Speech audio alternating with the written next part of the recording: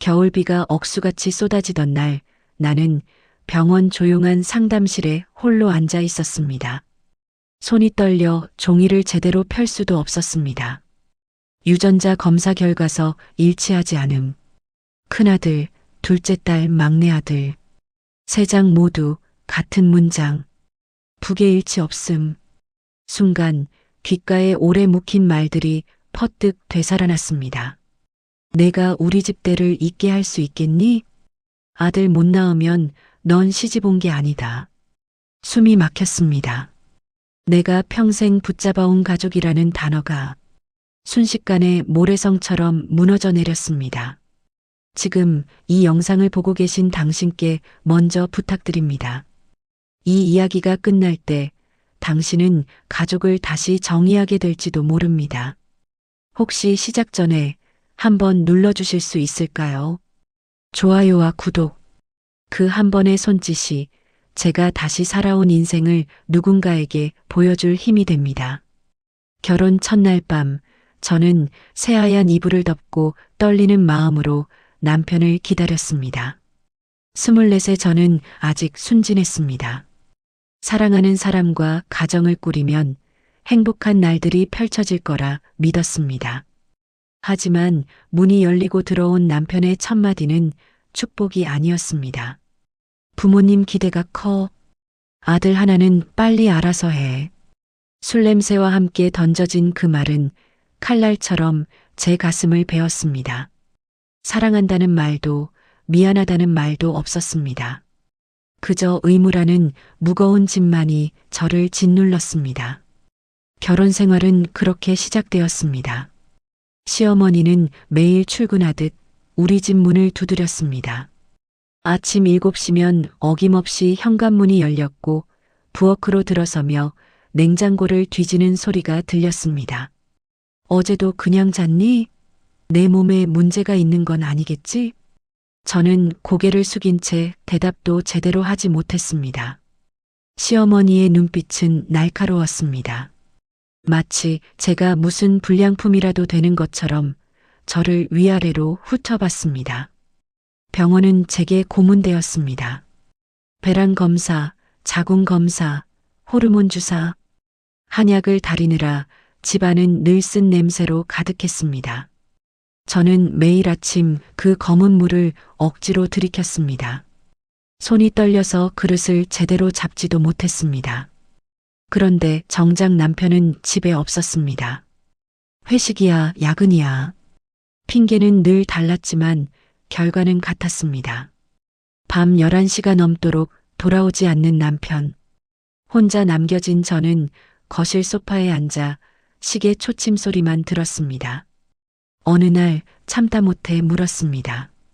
당신은 왜 이렇게 늦게 들어와요?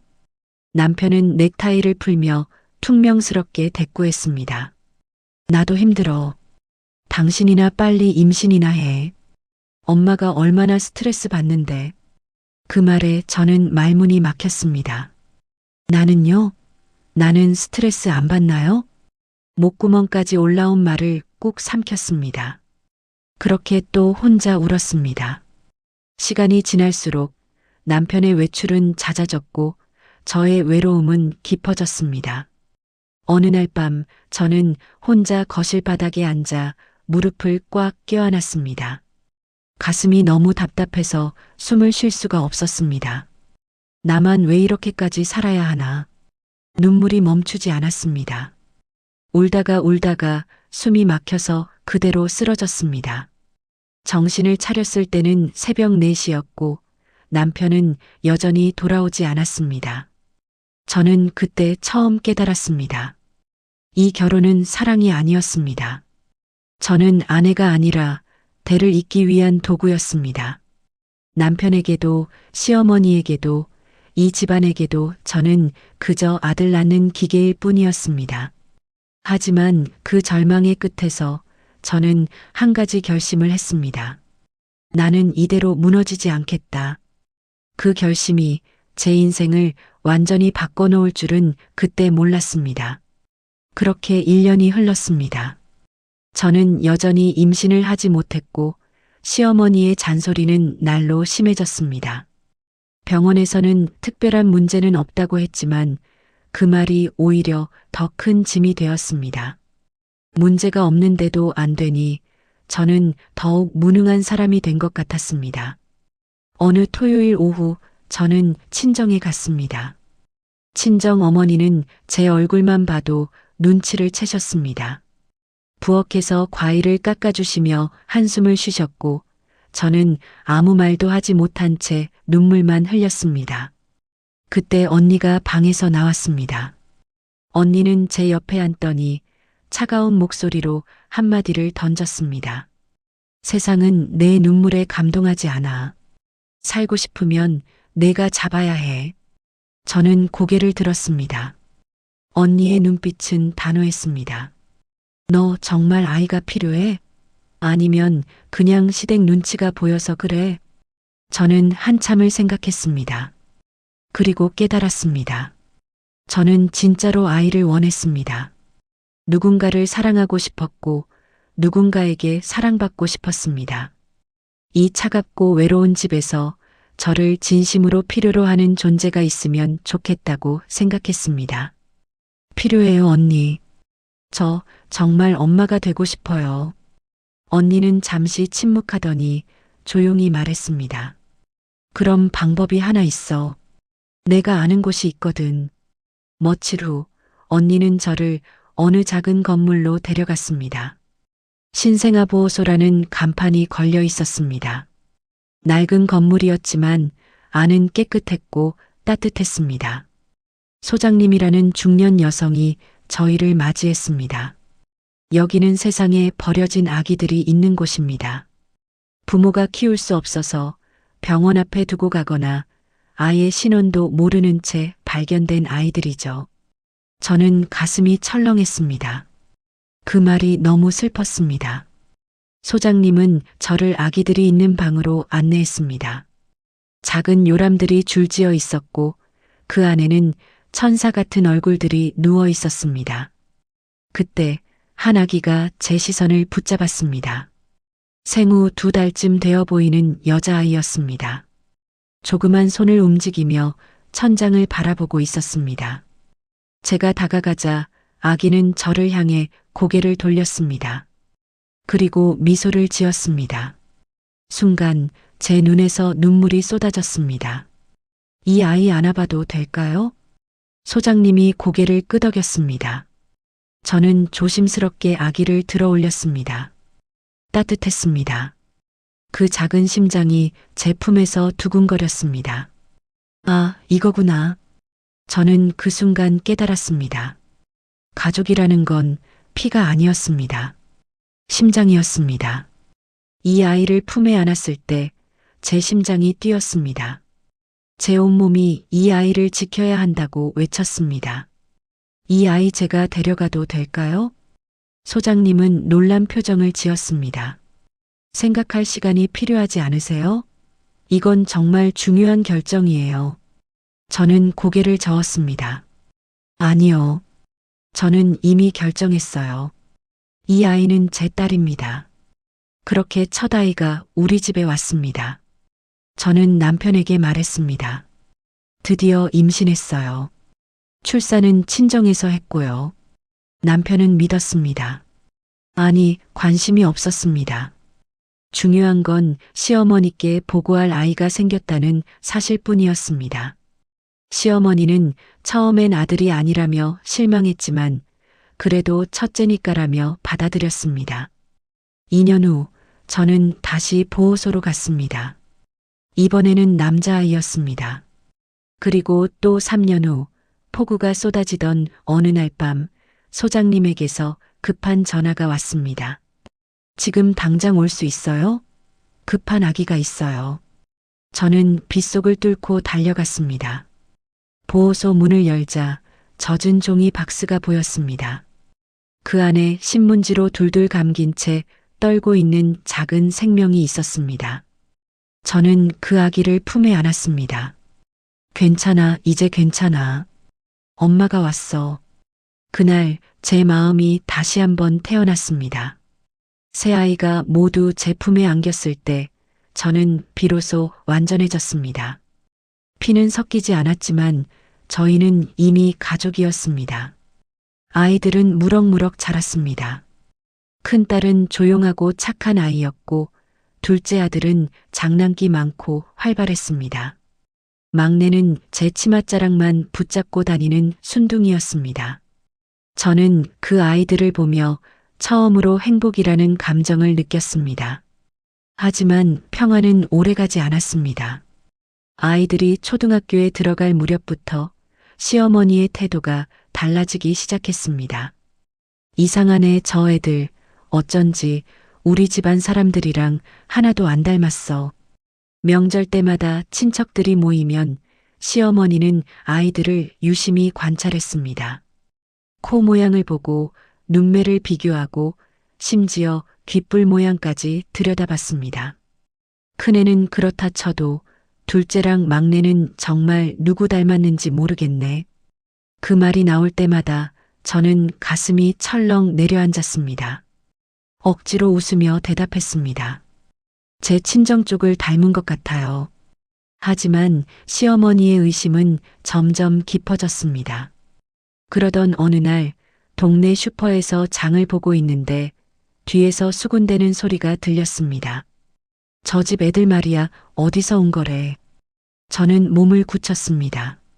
그러게 나도 들었어. 셋 다 얼굴이 전혀 안 닮았대. 특히 막내는 아예 다른 사람 같다던데? 혹시 그거 아니야? 요즘 그런 거 있잖아. 입양이라던가. 심장이 쿵쾅거렸습니다. 장바구니를 들고 있던 손에 힘이 풀렸습니다. 저는 아무렇지 않은 척 계산을 마치고 집으로 돌아왔지만 온몸이 떨렸습니다. 소문은 빠르게 퍼졌습니다. 학교 학부모 모임에서도 동네 놀이터에서도 사람들의 시선이 달라졌습니다.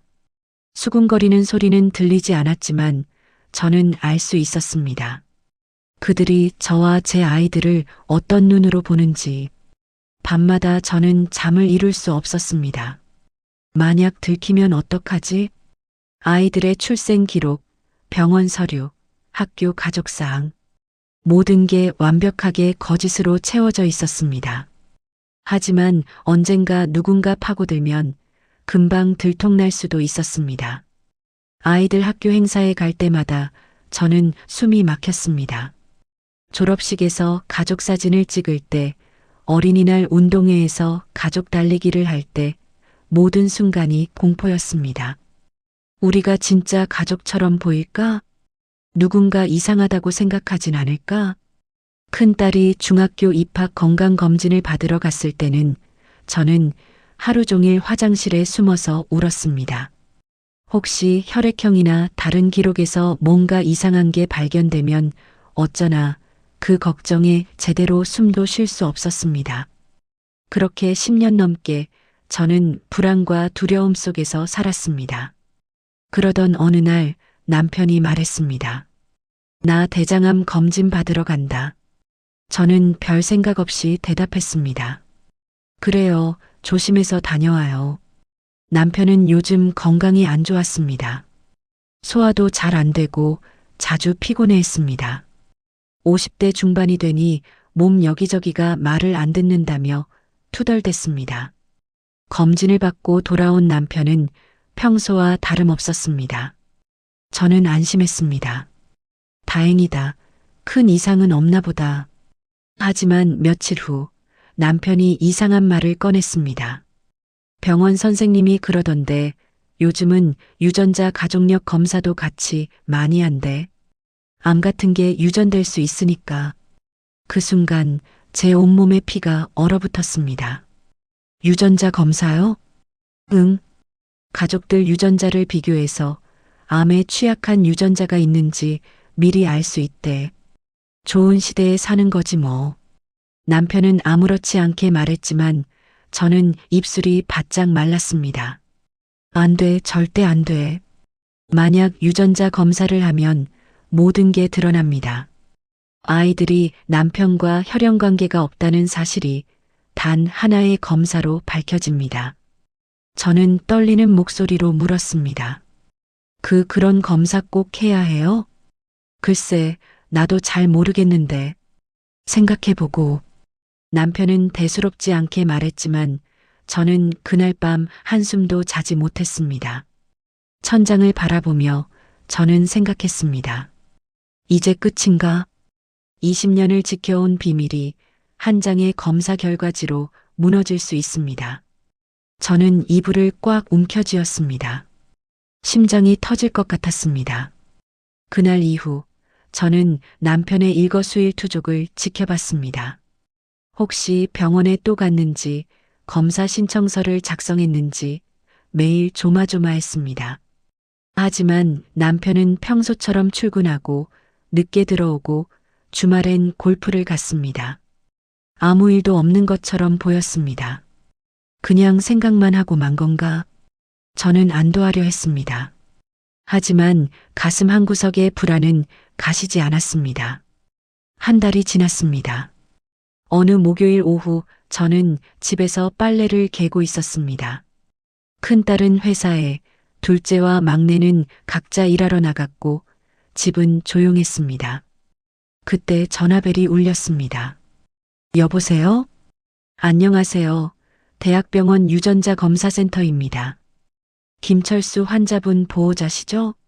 순간 온몸의 피가 거꾸로 흐르는 것 같았습니다. 네, 맞습니다만. 검사 결과가 나왔는데요.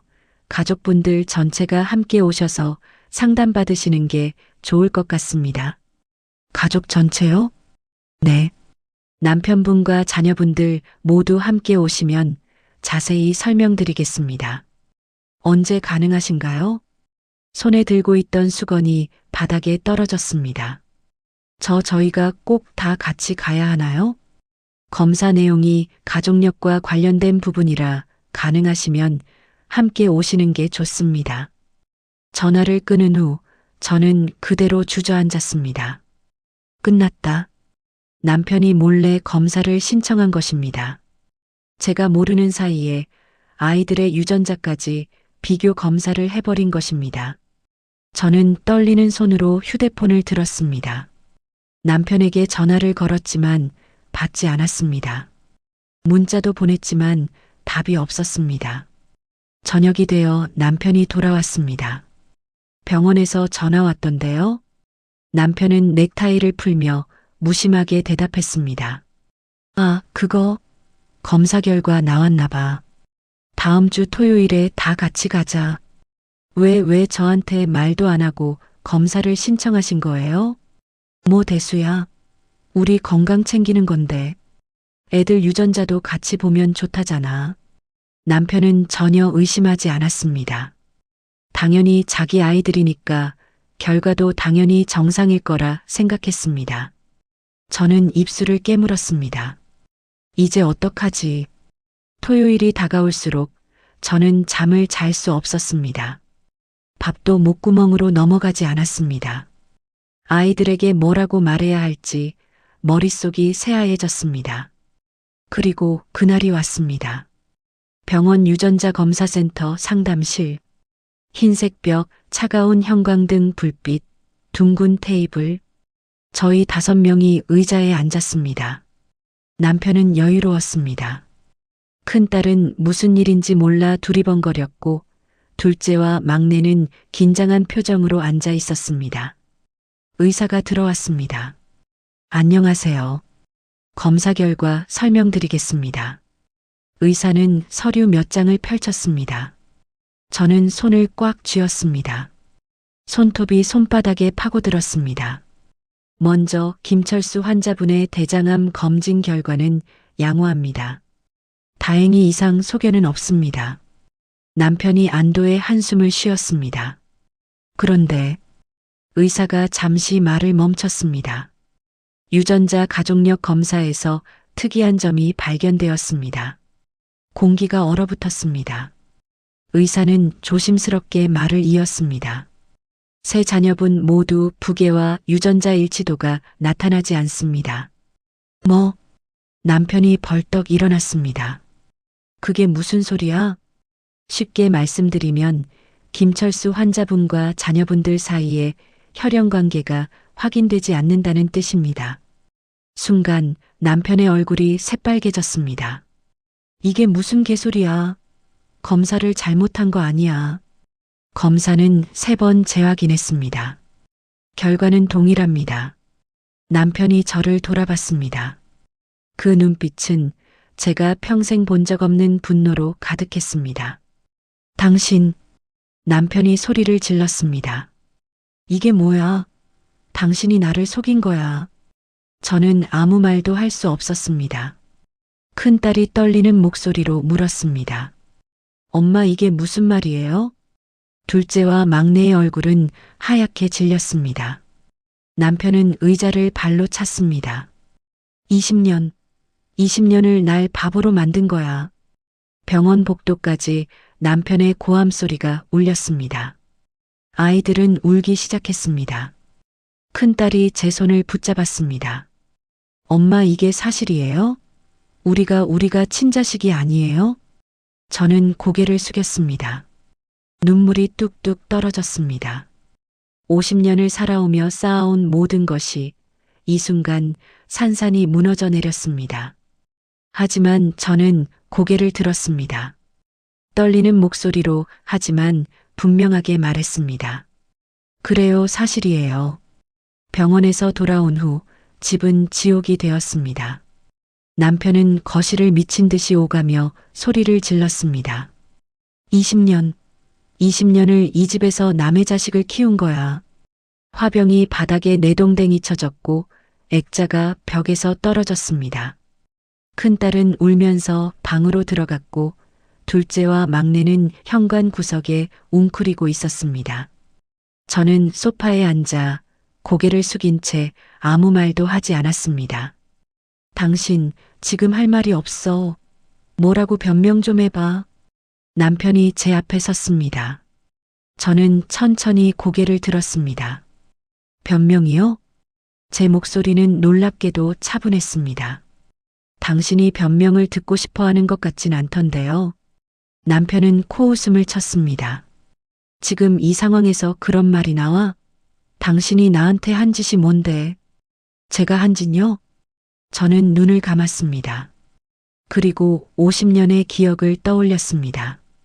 당신은 저한테 한 번이라도 남편다웠던 적이 있나요? 남편은 말문이 막혔습니다. 결혼 첫날 밤 당신이 한 말 기억해요? 아들 하나는 빨리 낳으라고 했잖아요. 그게 당신이 신혼 첫날 저한테 한 말이었어요. 그건 당신은 밤마다 집에 안 들어왔어요. 회식이다, 야근이다, 핑계만 댔죠. 저 혼자 이 집에서 얼마나 울었는지 알아요? 남편이 입술을 떨었습니다. 그래도 그렇지. 남의 자식을 데려와서 내 자식이라고 속이는 게 말이 돼. 당신 자식이라고 한 적 없어요. 저는 또박또박 말했습니다. 그냥 아이가 생겼다고만 했죠. 당신과 시어머니가 확인도 안 하고 물어보지도 않고 그냥 믿은 거예요. 아들만 있으면 됐으니까. 그날 밤 남편은 집을 나갔습니다. 며칠 후 남편은 변호사를 대동하고 돌아왔습니다. 친자 확인 사기죄로 고소하겠소. 변호사가 서류 뭉치를 식탁 위에 던졌습니다. 위자료 5억, 집 소유권 전부 반환, 그리고 지난 20년간 양육비 전액 청구. 거부하면 형사고소까지 갈 겁니다. 남편은 팔짱을 끼고 저를 내려다봤습니다. 승리한 사람의 표정이었습니다. 당신은 이제 끝이야. 알지? 평생 사기꾼으로 살게 될 거야. 저는 서류를 천천히 읽었습니다. 그리고 조용히 물었습니다. 이거면 끝인가요? 이 서류에 서명하면 당신은 만족하실 건가요? 남편이 비웃었습니다. 당연하지. 빨리 서명해. 저는 고개를 들었습니다. 그리고 처음으로 남편을 똑바로 쳐다봤습니다. 싫은데요. 남편과 변호사가 동시에 얼어붙었습니다.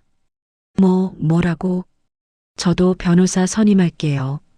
그리고 제가 가진 것들도 좀 보여드려야 할 것 같네요. 저는 방으로 들어가 서랍을 열었습니다. 20년 동안 조금씩 아무도 모르게 모아온 서류들이 있었습니다. 입양보호증명서, 신생아보호소의 공식 기록, 당시 상담 일지, 그리고 남편의 외도 증거 사진들. 저는 그것들을 식탁 위에 펼쳤습니다. 남편의 얼굴이 새하얘졌습니다. 이건 당신이 결혼 3년 차부터 다른 여자를 만난 기록이에요. 호텔 영수증, 문자 내역, 사진까지 다 있죠. 변호사가 서류를 집어들었습니다. 얼굴이 굳었습니다. 저는 계속 말했습니다. 큰애가 태어났던 날 당신 어디 있었는지 기억해요? 남편은 대답하지 못했습니다. 당신은 그날도 집에 없었어요. 제가 혼자 산후조리원에 있을 때 당신은 골프장에 있었죠. 그건 둘째가 태어났던 날은요? 당신 회사 워크샵 간다고 제주도 갔었죠. 막내 때는 아예 해외 출장이었고요. 저는 하나하나 기록을 꺼냈습니다. 당신은 단 한 번도 아이들이 태어나는 순간에 없었어요. 관심도 없었고요. 그저 아들이냐, 딸이냐만 물어봤죠. 남편이 입을 벌렸지만 말이 나오지 않았습니다. 저는 마지막 서류를 꺼냈습니다. 그리고 이건 당신이 결혼 전에 다른 여자랑 낳은 아이 호적 등본이에요. 남편이 비틀거렸습니다. 어떻게? 제가 바보인 줄 알았어요? 20년을 같이 살면서 제가 아무것도 모를 줄 알았어요? 저는 천천히 일어났습니다. 당신은 저한테 가족이었던 적이 없어요.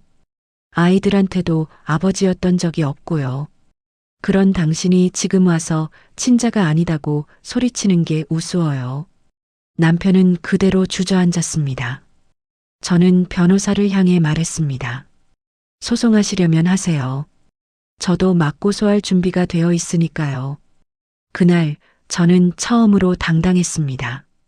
재판은 한 달 후에 시작되었습니다. 법정 안은 냉기가 감돌았습니다. 저는 증인석에 앉아 판사를 바라봤습니다. 떨리지 않았습니다. 이상하게도 마음이 고요했습니다. 남편 측 변호사가 공격을 시작했습니다. 피고인은 20년간 원고를 기만하며 혈연관계가 없는 아이 셋을 친자식인 것처럼 속였습니다. 이는 명백한 사기 행위입니다. 판사가 저를 쳐다봤습니다. 피고인, 사실관계를 인정하십니까? 네, 인정합니다. 법정이 술렁였습니다. 남편이 비웃는 표정을 지었습니다. 하지만 저는 말을 이었습니다. 하지만 저는 단 한 번도 친자식이라고 말한 적이 없습니다. 그저 아이가 생겼다고만 했죠. 원고는 확인조차 하지 않았습니다. 제 변호사가 서류를 제출했습니다. 다음은 원고 김철수 씨의 혼인 전관계 기록입니다. 판사가 서류를 받아 읽기 시작했습니다. 얼굴이 굳어졌습니다. 원고는 결혼 전 박모 씨와의 사이에서 아이가 있었습니다. 이 사실을 피고인에게 숨긴 채 결혼했습니다. 법정이 다시 술렁거렸습니다. 이번엔 남편 쪽에서 소란이 일었습니다. 남편이 벌떡 일어났습니다. 그건 다른 문제잖아. 판사가 망치를 두드렸습니다. 원고 정숙하십시오. 제 변호사가 계속 증거를 제출했습니다. 남편의 외도 기록, 가정방치 증거, 양육 참여 부재 자료들이 줄줄이 쏟아졌습니다. 원고는 결혼 생활 내내 가정에 충실하지 않았으며 자녀 양육에도 관심이 없었습니다. 아이들 출생 당시에도 모두 부재 중이었습니다. 남편의 얼굴이 점점 창백해졌습니다.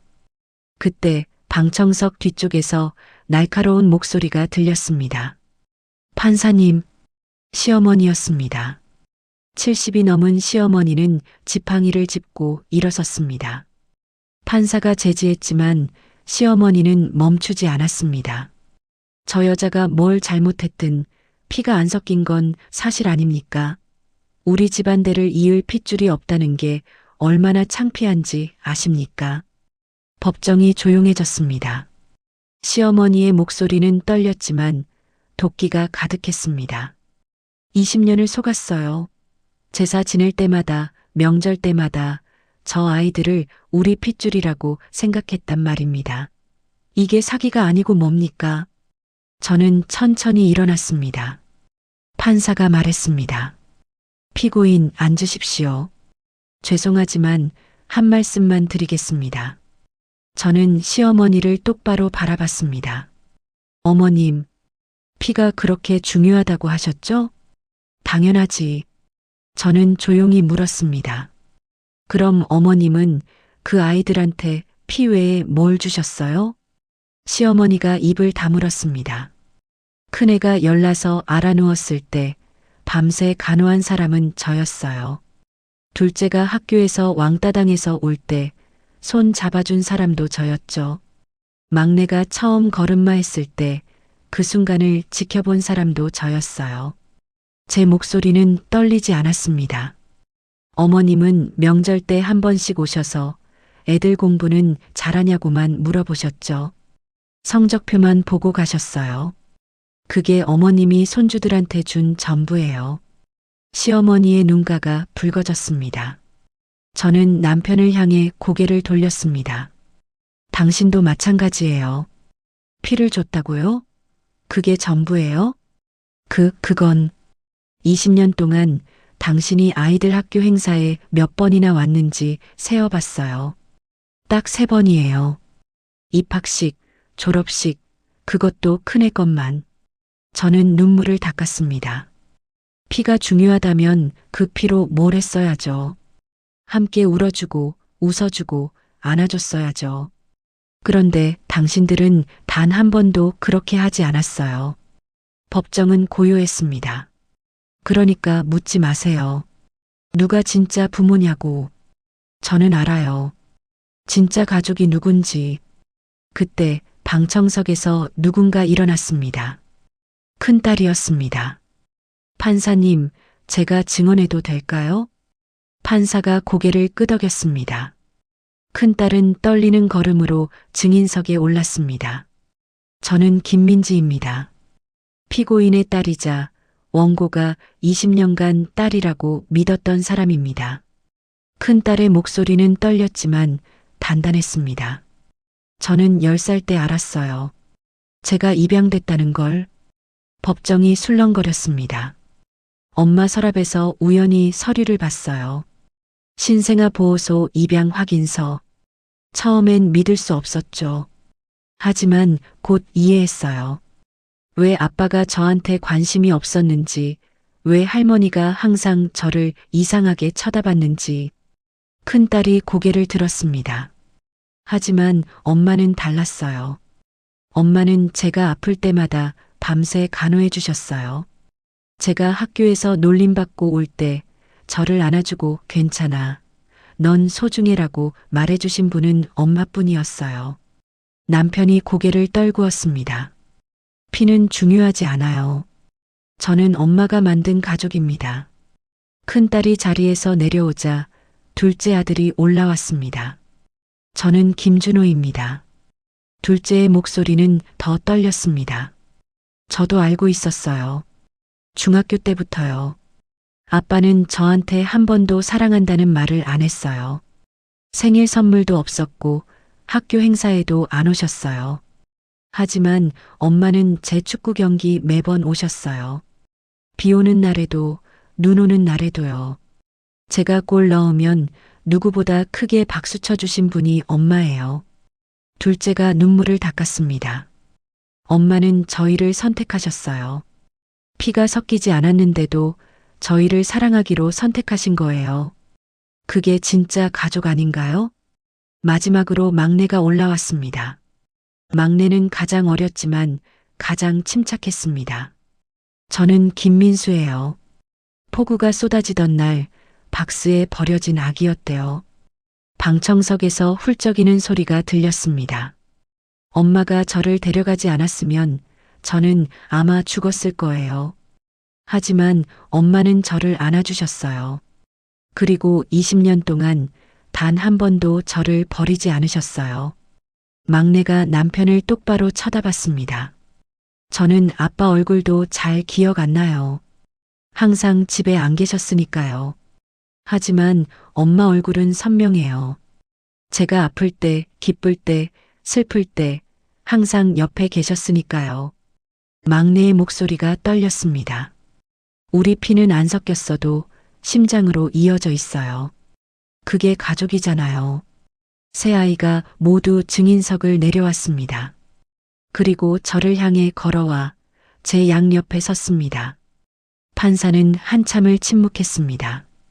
그리고 망치를 들었습니다. 판결을 선고하겠습니다. 법정이 고요해졌습니다. 원고 김철수의 청구를 기각합니다. 피고인은 법적으로 자녀들의 모친이며 양육권과 재산권을 보유합니다. 남편이 무너져 내렸습니다. 또한 원고의 혼인 기간 중 과실과 방치가 인정되어 피고인에게 위자료 3천만 원을 지급하고 공동재산인 주택의 소유권을 피고인에게 이전할 것을 명합니다. 망치 소리가 울렸습니다. 법정 밖으로 나오는 길, 하늘은 맑았습니다. 막내가 제 손을 꽉 잡으며 말했습니다. 엄마, 우리 이겼어요. 저는 주저앉아 울었습니다. 아이들이 저를 감싸 안았습니다. 네 사람이 하나가 되어 한참을 그렇게 서 있었습니다. 20년을 지켜온 비밀이 드러났지만 저희는 무너지지 않았습니다. 오히려 더 단단해졌습니다. 재판이 끝난 후 저는 새로운 집으로 이사했습니다. 크지 않은 2층 집이었지만 햇빛이 잘 드는 따뜻한 집이었습니다. 1층에는 작은 카페를 열었습니다. 우리 집이라는 간판을 달았습니다. 처음엔 손님이 많지 않았습니다. 하지만 천천히 동네 어르신들이 하나둘 찾아오기 시작했습니다. 커피 한 잔과 함께 도란도란 이야기를 나누는 작은 공간. 그게 제 새로운 일상이 되었습니다. 아이들은 다 장성했습니다. 큰딸 민지는 사회복지사가 되었습니다. 버려진 아이들을 돕는 일을 하고 있습니다. 가끔 퇴근 후에 들러 엄마, 오늘 아기 한 명이 좋은 가정을 만났어요 라며 웃는 얼굴로 말합니다. 둘째 준호는 초등학교 교사가 되었습니다. 아이들을 가르치며 엄마처럼 누군가의 버팀목이 되고 싶어요라고 말합니다. 지난주엔 제자 부모님들과 상담하느라 바빴다며 피곤한 얼굴로도 행복해했습니다. 막내 민수는 요리사가 되었습니다. 엄마가 해주신 김치찌개 맛을 절대 잊을 수 없어요라며 자기 식당 메뉴판 첫 페이지에 엄마표 김치찌개를 올려놨습니다. 매주 일요일이면 아이들이 모두 모입니다. 오전 11시쯤 현관문이 열리는 소리가 들립니다. 큰딸이 과일을 들고 들어오고 둘째가 엄마 배고파요 라고 소리치며 부엌으로 들어옵니다. 막내는 앞치마를 두르고 저를 도와 요리를 합니다. 식탁에 둘러앉아 김치찌개 냄새를 맡으며 저희는 일주일 동안 있었던 일들을 나눕니다. 누가 승진했다. 누구를 만났다.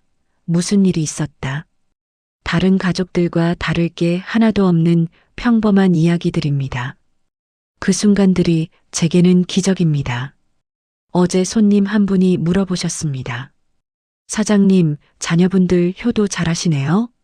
저는 웃으며 대답했습니다. 제가 효도를 받을 자격이 있는지 모르겠어요. 하지만 사랑은 받고 있는 것 같아요. 그분이 또 물었습니다. 비결이 뭐예요? 저는 잠시 생각했습니다. 비결이요? 글쎄요, 그냥 선택한 것뿐이에요. 선택이요? 네. 가족은 주어지는 게 아니라 선택하는 거더라고요. 매일매일 서로를 선택하는 거요. 칠순을 앞둔 지금 저는 확실히 압니다. 가족은 피로 이어지는 게 아닙니다. 함께 버틴 날들, 서로를 잡아준 손들, 눈물과 웃음을 나눈 순간들이 이어붙여져 하나의 이름이 되는 것입니다. 그 이름은 우리입니다. 창밖으로 석양이 집니다. 곧 아이들이 올 시간입니다. 저는 앞치마를 두르고 김치찌개를 끓이기 시작합니다. 이것이 제 인생입니다. 그리고 저는 행복합니다.